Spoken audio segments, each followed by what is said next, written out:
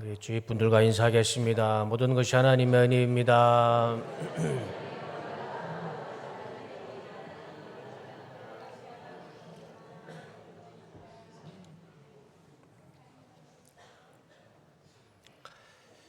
우리와 가장 가까이 계시는 분이라는 제목으로 말씀의 은혜를 나누고자 합니다. 하나님께서 천지를 창조하셨을 때 많은 생명체를 창조하셨죠. 그 생명체 중에 가장 강한 생명체를 무엇으로 만드셨을까요? 흙? 또 다른 생각을 해보게 되네요. 흙. 네, 흙도 맞는 것 같아요. 흙. 사자, 호랑이가 강한 생명체 아닐까요? 사자, 호랑이가 가장 강한 생명체로 만들어 놓으셨다면 아마 지금 동물원에 사자와 호랑이는 없을 겁니다. 그 사자와 호랑이를 잡아다가 철창에 가둬놓는 사람이 더 강하죠. 하나님은 천지를 창조하시고 생명체를 창조하셨을 때 가장 강한 생명을 사람으로 창조하셨습니다. 이건 제 이야기가 아니고요. 하나님의 말씀이죠. 창세기 1장 27절과 28절에 하나님이 이렇게 말씀하십니다. 하나님이 자기 형상 곧 하나님의 형상대로 사람을 창조하시되 남자와 여자를 창조하시고 하나님이 그들에게 복을 주시며 하나님이 그들에게 이르시되 생육하고 번성하여 땅에 충만하라 땅을 정복하라 바다의 물고기와 하늘의 새와 땅에 움직이는 모든 생물을 다스리라. 이게 사람에게 주신 하나님의 말씀이에요. 생육하고 번성해서 땅에 충만해서 그 땅을 다 정복하랍니다.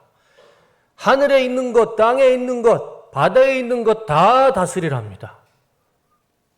창조물 중에 가장 강력한 생명체는 사람이죠. 하나님은 우리에게 그런 놀라운 능력과 권세를 주셨습니다. 땅에 충만하고 땅을 다스리고 하늘에 땅에 바다에 있는 모든 생명체를 우리는 다스릴 수 있는 능력과 권세가 있습니다.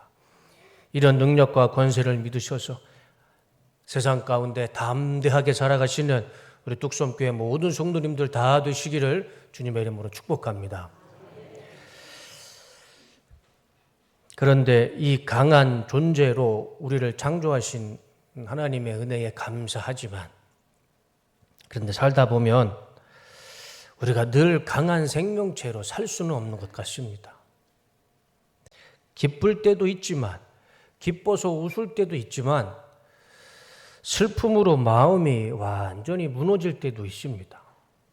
행복할 때도 있지만, 고통 속에, 괴로움 속에 하루하루를 버티며 살아갈 때도 있습니다. 우리가 겉으로는 강한 생명체이지만, 그 속을 보면은요, 늘 연약함과 또 쇠함과 힘들게 살아가는 그런 모습이 우리 인생 속에 우리 삶 가운데 보여진다는 것이죠. 태초에 하나님은 우리는 강하게 창조해 주셨지만 그러나 인생을 살다 보면 그 강함만이 우리 안에 있는 건 아니라는 것이죠. 연약함도 있고 부족함도 있습니다. 힘들게 살아가는 부분도 분명히 있다는 것이죠. The Great Gatsby라는 위대한 개츠비라는 소설이 있습니다. 그 소설을 영화로도 만들었죠. 아마 저 영화를 보신 분도 계실 겁니다.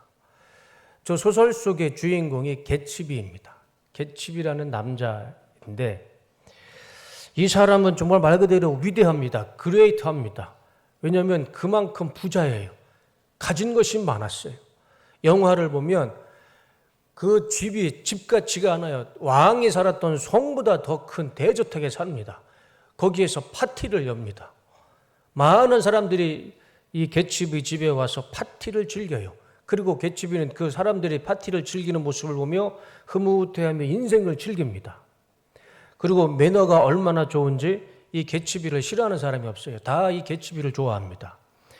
이 사람은요 완벽합니다. 모든 것을 갖추었어요. 재산도 많고 성품도 좋고 매너도 좋아서 모든 사람들이 좋아합니다. 보기에는 모든 것이 갖춰진 사람이었습니다. 그런데 이 개츠비가 마음속에 한 가지가 부족했어요. 늘 결핍과 목마름에 살아갑니다. 모든 것을 갖췄고 모든 사람들의 사랑을 받으며 살아가는데 하나가 부족했어요. 그것이 뭐냐면 과거에 자기가 사랑했던 여인 데이지라는 여자에 대한 사랑이 늘 목말랐고 늘 결핍을 느낍니다. 그 여인에 대한 사랑. 어느 날 이 데이지라는 여자를 만나요. 그래서 다시 사랑을 키워가려고 합니다. 자신의 진심 어린 고백을 하죠. 사랑을 받아달라고 고백을 합니다. 그런데 이 데이지가 이 개츠비의 마음을 받아주지 않아요. 거절합니다. 큰 상처를 받아요. 왜 그러냐면 이 데이지는 남편이 있는 유부녀였습니다. 그 남편으로 돌아가요. 자신의 사랑을 고백했던 이 개츠비가 깊은 상처를 받고 자동차를 몰고 분노의 질주를 합니다. 그러다가 한 여인을 쳐요. 그리고 그 여자가 죽습니다. 많은 것을 가지고 인생을 누리며 살던 이 사람이 한 여인에 대한 그 사랑의 목마름에 그 결핍함에 좌절하여 차를 몰고 가다가 사람을 죽이는 살인자가 됩니다. 자기 집에서 숨어 살다가 어느 날 죽은 그 여인의 남편이 몰래 개츠비 집에 들어와서 총으로 개츠비를 사살해서 죽입니다. 그리고 이야기가 끝나요. 겉으로는 최고의 화려함과 부유함 속에서 살아갔습니다. 부족한 것이 하나도 없었어요. 그러나 그 사람 속의 마음 속에는 한 가지가 늘 부족했습니다. 한 여인에 대한 사랑에 대한 결핍과 목마름 속에 살아갔어요. 그런데 그것이 그 자신의 인생을 점점점 망가뜨렸고 결국에는 그것으로 인해 죽음까지 가게 됩니다. 참 이상하죠. 사람은 누구나 사람을 통해 사랑을 갈구하고 사랑을 얻으려고 합니다. 사람을 통해 기쁨과 만족을 찾으려고 하죠. 그런데 저도 그렇고 우리 성도님들도 다 아실 겁니다. 사람을 통해 사랑을 찾고 기쁨과 만족을 찾으면 찾을수록 오히려 그 인생은 공허함만 느끼게 됩니다. 참 이상하죠? 사람을 통해 사랑을 채우려고 하고 기쁨을 찾고 만족을 찾으려고 하면 할수록 그 사람을 통해 오히려 더 인생의 공허함만 깨닫게 돼요. 그러면서 또 한 번 느끼게 됩니다. 사람으로는 인생의 기쁨도 만족도 사랑도 공허함도 채울 수가 없다는 것을 깨닫게 됩니다. 그래서 결국 우리는 하나님을 찾게 되죠. 하나님께 돌아오게 됩니다. 하나님은 사람이 아니십니다. 하나님은 그 사람을 창조하신 창조주의 하나님이시죠. 그 하나님께, 창조주의 하나님께 우리가 갔을 때 하나님은 사랑이 부족한 자들에게 사람의 사랑이 아닌 하나님의 한량없는 사랑, 부족함 없는 사랑을 채워주시고 상처와 아픔이 있는 자에게 하나님은 치유와 회복의 은혜를 부어주시고 죄책감에 억눌려 죄로 인해 힘들어하는 자에게 하나님은 죄사함과 죄로부터의 자유함을 주시는 분이 우리 하나님이십니다. 오늘 이 예배 가운데 세상과 사람에게 상처받고 죄로부터 짓눌려 죄책감에 있는 성도님들이 계시다면 이 시간 하나님의 은혜 가운데 그 모든 상처를 치유하시고 회복되시고 죄로부터 자유함을 얻고 돌아가시기는 은혜가 있으시기를 주님의 이름으로 축복합니다. 오늘 본문을 두 가지의 말씀의 은혜로 생각해 보길 원합니다. 첫 번째는 하나님은 마음이 상한 자와 가장 가까이 계신 분이십니다. 오늘 18절 말씀을 다 같이 다시 읽어볼까요? 자, 시작. 여호와는 마음이 상한 자를 가까이 하시고 중심으로 통회하는 자를 구원하시는 도다. 여호와는 마음이 상한 자, 마음에 상처가 있는 자와 가까이 하신다 말씀합니다. 오늘 이 말씀은요, 다윗의 고백입니다. 다윗은 어떤 인생을 살았죠? 다윗은요, 우리같이 평범한 삶이 아니었습니다. 다윗은 왕이었습니다. 왕. 그것도 남과 북에 갈라진 남유다와 북이스라엘의 왕이 아니고 통일 이스라엘의 두 번째 왕이 다윗이었습니다. 한평생 우리와 다른 차원의 삶을 살았던 왕이었습니다. 그런데 왕으로 살던 다윗이 오늘 본문과 같은 고백을 하는 것이죠. 이유가 있습니다. 다윗의 인생을 보면 왕이었지만 그 속을 보면 강한 권력을 가졌지만 반대로 그 속에는 참 많은 연약함과 불쌍한 모습이 있습니다. 예를 들자면 이런 거예요. 다윗의 장인이었던 사울이 이스라엘의 초대 왕이었죠. 다윗은 이 초대 왕 사울의 사위였습니다. 그런데 이스라엘 백성들이 사울보다 이 다윗을 더 좋아합니다. 그래서 이 사울이 장인어른이 사위인 다윗을 죽이려고 군대를 이끌고 다윗을 쫓아다닙니다. 일국의 왕이 자기를 죽이려고 쫓아다녀요. 군대를 거느리고. 다윗의 인생이 얼마나 불안했을까요? 왕이 나를 죽이려고 쫓아다닙니다. 그 인생이 얼마나 죽음 앞에 두렵고 공포스러운 삶을 살았겠습니까? 그것도 모르는 사람도 아니에요. 원수도 아닙니다. 장인어른이 자기를 죽이려고 그래요. 그러면 이 사울의 딸이 미갈인데 이 미갈과 다윗은 결혼합니다. 그러니까 사울의 딸이 다윗의 아내예요. 그러면 미갈이라는 이 여인도 아버지가 남편을 죽이려고 하면 어떻게 해야 정상입니까? 말려야죠. 아니, 남편을 아버지가 죽이려고 하면 아내가 아버지한테 가서 아버지한테 말려야죠. 제발 우리 남편 용서해 주시고 살려달라고 바짓가랑이를 붙잡고라도 아버지의 마음을 바꿔야 되지 않겠습니까? 그런데 미갈은요, 성경을 보시면 단 한 번도 자기 남편을 살려달라고 아버지한테 하소연한 이야기가 없어요. 그리고 미갈은 다윗의 법궤가 들어왔을 때 다윗이 너무 기뻤습니다. 너무 기뻐가지고 막 춤을 추다가 바지가 흘러내려요.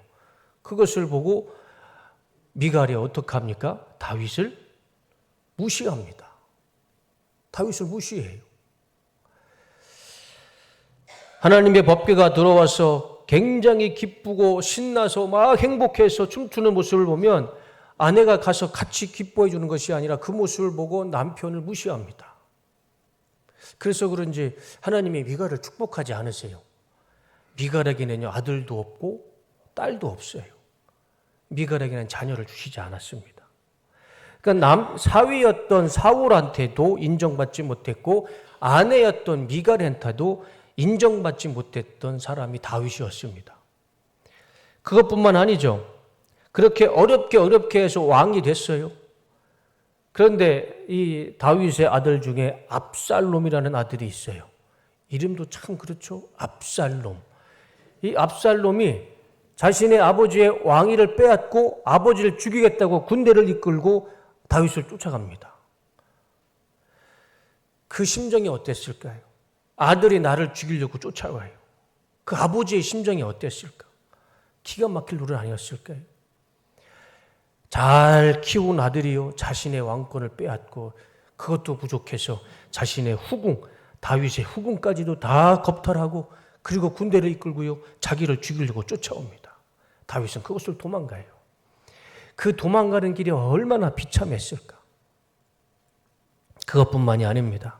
전장에서 생사고락을 같이 했던 부하들이요, 자신을 배신합니다. 그리고 자기를 죽이겠다고 쫓아옵니다. 자신의 충직한 부하였던 우리야, 그 우리야가 나가서 자신과 이스라엘을 위해서 싸울 때 그 우리야의 아내 밧세바, 그 밧세바를 궁중에 데리고 와서 겁탈을 하죠. 그리고 그 죄가 밝혀질까 봐 우리야를 어떻게 합니까? 최전방에 내보내서 전쟁을 시킵니다. 그래서 우리야가 죽어요. 그리고 그 밧세바를 자기의 아내로 삼습니다. 그래서 아들이 태어나죠. 하나님이 그 아들을 축복하셨을까요? 하나님이 심판하시죠. 그 아들을 기뻐하지 않으셨어요. 그래서 그 아들을 하나님이 죽이십니다.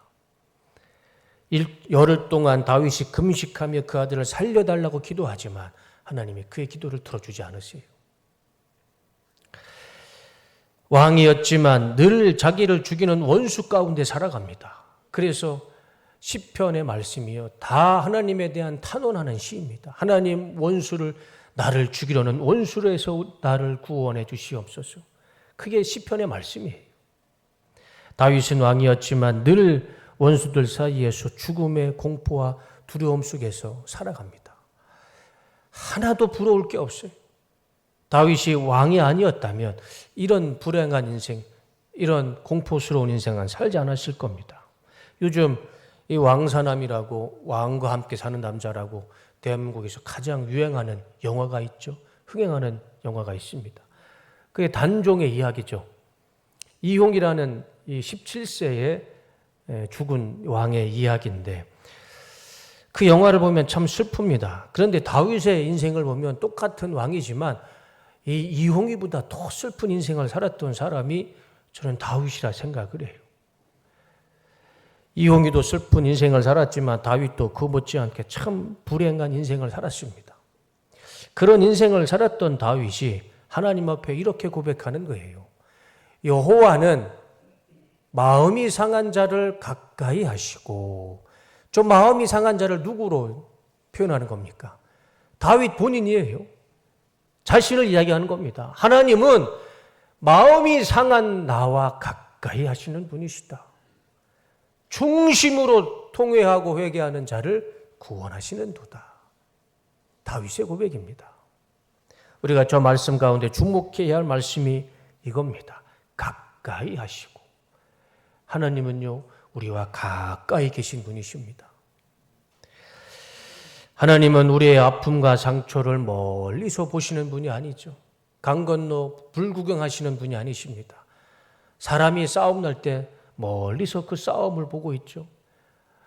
하나님은 우리 인생에서 싸움 난 우리 인생을 멀리서 구경하시는 분이 아니십니다. 우리와 가장 가까이에서 먼저 손을 내밀어 주시고 다시 일어날 수 있도록 힘과 능력을 주시는 분이 바로 우리 하나님이십니다. 이거는 제 이야기가 아닙니다. 성경이 이렇게 증언해 주십니다. 요한복음 4장 19절, 우리가 사랑하면 그가 먼저 우리를 사랑하셨음이니라. 우리가 하나님을 먼저 사랑한 것이 아닙니다. 하나님이 우리를 먼저 사랑하셨기에 우리가 하나님을 사랑할 수 있는 것입니다. 누가복음 19장 10절, 인자가 온 것은 잃어버린 자를 찾아 구원하려 함이니라. 하나님이 이 땅에 오신 것, 예수님이 이 땅에 오신 것, 잃어버린 나를 찾기 위해서 하나님께서 우리와 함께 하시기 위해 이 땅에 오신 것입니다. 요한복음 15장 16절, 너희가 나를 택한 것이 아니요 내가 너희를 택하여 세웠나니. 우리가 하나님을 선택한 것이 아닙니다. 하나님께서 먼저 우리를 선택해 주셨고 택해 주셔서 오늘 우리가 성도의 자격으로 이 자리에 앉아서 예배를 드릴 수가 있는 것입니다. 요한계시록 3장 20절, 볼지어다 내가 문 밖에 서서 두드리오니. 보세요, 하나님은 가장 우리와 가까이 계신 분이십니다. 항상 우리와 함께 계셔서 우리의 마음 앞에서 두드리고 계십니다. 누구든지 내 음성을 듣고 문을 열면 내가 그에게로 들어가 그와 더불어 먹고 그는 나와 더불어 먹으리라. 하나님은 우리를 먼저 사랑하셨고 우리를 먼저 선택해 주셨고 잃어버린 우리를 찾으셔서 우리를 구원해 주셨습니다. 가장 가까이 계신 분, 그분이 바로 우리 하나님이십니다. 하나님은 항상 우리와 함께 하시고 가장 가까운 곳에 계십니다. 우리가 인정을 하지 않을 뿐이죠. 우리가 외면하고 거절하고 부인할 뿐이지 하나님은 항상 우리와 가장 가까운 곳에 계시는 분인 줄로 믿습니다. 지금 이 시간에도 하나님은 성령으로 지금 내 안에, 우리 안에 함께 하시는 줄로 믿습니다. 응급실에 응급 환자가 들어오면 가장 먼저 그 응급 환자한테 달려가는 사람이 누구일까요? 데스크에 있는 직원이 가장 먼저 찾아가서 환자분 병원비 안 내시면 진료가 불가능합니다 라고 데스크 직원이 먼저 찾아가지 않습니다. 그렇다고 보험회사 직원이 먼저 찾아와서 왜 사고가 났습니까? 과실은 어떻게 됩니까? 그걸 물으려고 보험회사 직원이 먼저 찾아오지 않습니다. 누가 가장 먼저 찾아옵니까? 의사가 먼저 찾아오죠. 의사가 왜 먼저 찾아옵니까? 응급실에 들어온 환자는 가장 중요한 것은, 가장 우선순위는 그 사람을 살리는 거예요. 병원비가 무슨 소용이 있고 과실이 무슨 의미가 있겠습니까? 죽어가는 사람에게 중요한 것은 그 죽어가는 환자를 살리는 겁니다. 그게 우선순위죠. 우리가 상하고 깨지고 다치고 눈물 흘리고 있을 때 가장 가까운 곳에서 가장 먼저 찾아오시는 분, 그분이 바로 하나님이십니다. 왜 그럴까요? 하나님의 우선순위가 무엇입니까? 하나님이 자신의 아들을 이 땅에 보내셔서 예수님은 십자가에 죽으신 이유가 무엇입니까? 하나님의 우선순위는 우리를 살리시는 겁니다. 나를 살리는 겁니다. 그것이 하나님의 우선순위죠. 그거 말고 하나님의 우선순위가 무엇이 있겠습니까? 우리를 치유하시고 구원하시고 살리시는 것, 이것이 하나님의 우선순위입니다. 그렇기 때문에 하나님은 우리와 가장 가까이 계시는 분이 맞습니다. 우리는 이것을 기억해야 됩니다. 아무리 대한민국이 119가 빠르고 112 경찰이 빠르다 할지라도 나와 가장 가까이 계셔서 가장 빠르게 오시는 분은 119도 아니고 112도 아닙니다. 바로 우리 하나님이십니다. 내가 상처받아 눈물 흘리며 고통 가운데 하나님을 찾을 때 가장 나에게 가까운 곳에서 가장 빠르게 나에게 오셔서 나의 상한 마음과 지친 육신을 치유하시고 회복해 주시는 분, 119가 아니에요. 112도 아닙니다. 우리 하나님께서 가장 빠르게 가장 가까운 곳에서 오셔서 상한 우리의 마음과 육신을 치유하시고 회복해 주시는 줄로 믿습니다. 이 시간 상한 마음으로 주님께 오신 우리 모든 성도님들께 가장 가까이 계시는 하나님께서 치유와 회복의 은혜를 주실 것이고, 이 시간 하나님이 주시는 치유와 회복으로 충만하게 회복되시고 돌아가시는 은혜가 있으시기를 주님의 이름으로 축원합니다. 두 번째로, 하나님은 회개하는 자를 구원해 주십니다. 하나님은 상한 마음을 가진 자들과 항상 가까이 계십니다. 우리 문 밖에 서서 우리의 문을 항상 두드리십니다. 우리가 마음의 문만 연다면 주님은 우리 삶 가운데 임하시고 우리의 상한 영혼과 지친 육신을 치유하시고 회복해 주십니다. 늘 언제나 가까이 계시죠.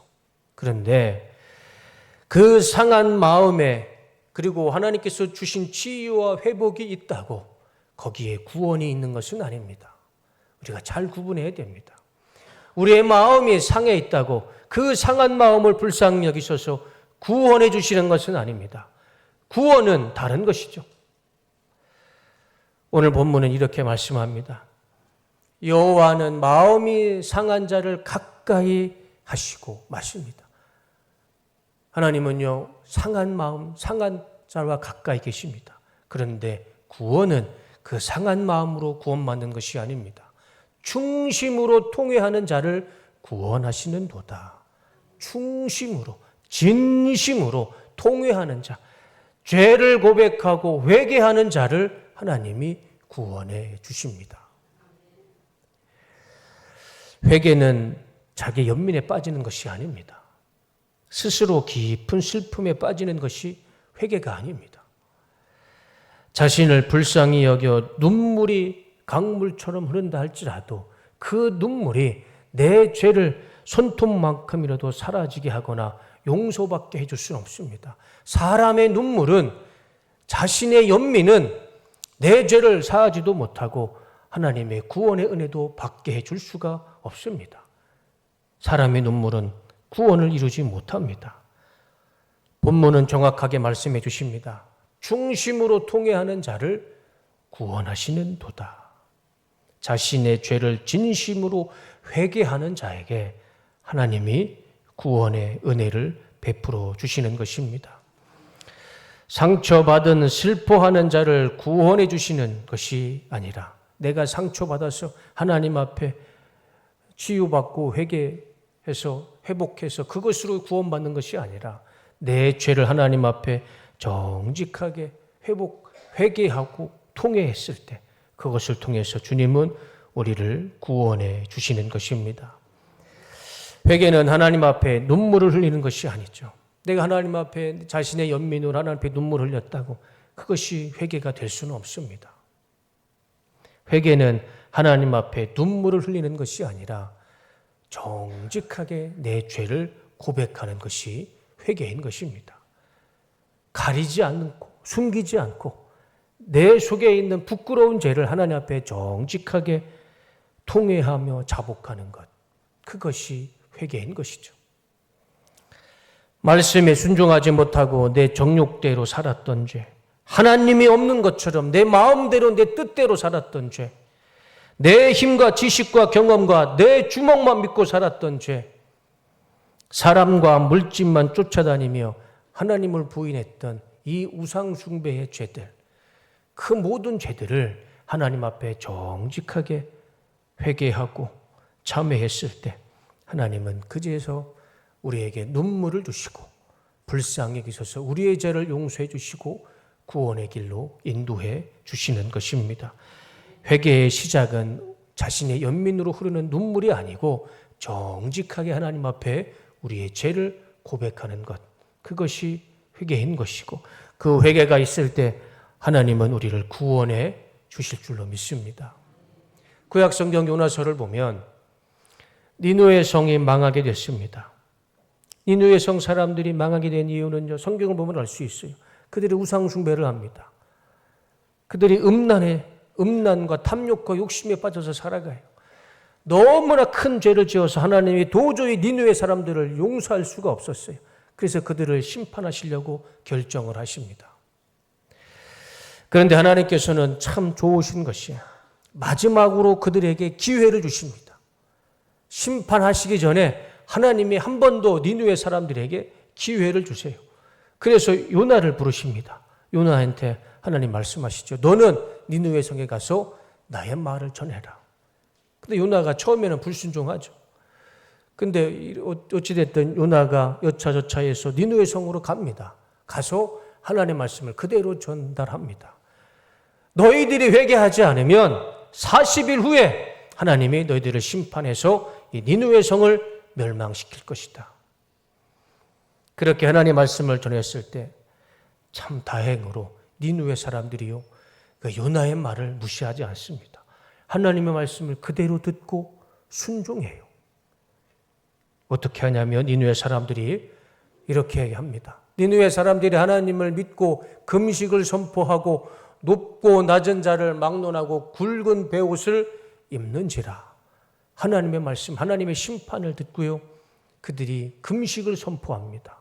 높은 자나 낮은 자나 베옷을 입고 금식을 합니다. 베옷이 어떤 옷이죠? 상갓집에서 입는 그 베옷. 자기들의 삶이 죽었다는 거죠. 죽음을 각오하고 하나님 앞에 기도하는 거예요. 그 일이 느느웨 왕에게 들림에 왕이 보좌에서 일어나 왕복을 벗고 굵은 베옷을 입고 제 위에 앉으니라. 왕도요 요나의 말을 듣고 하나님의 말씀을 듣고 왕의 옷을 벗고 베옷을 입고 제 위에 앉아서 이렇게 선포합니다.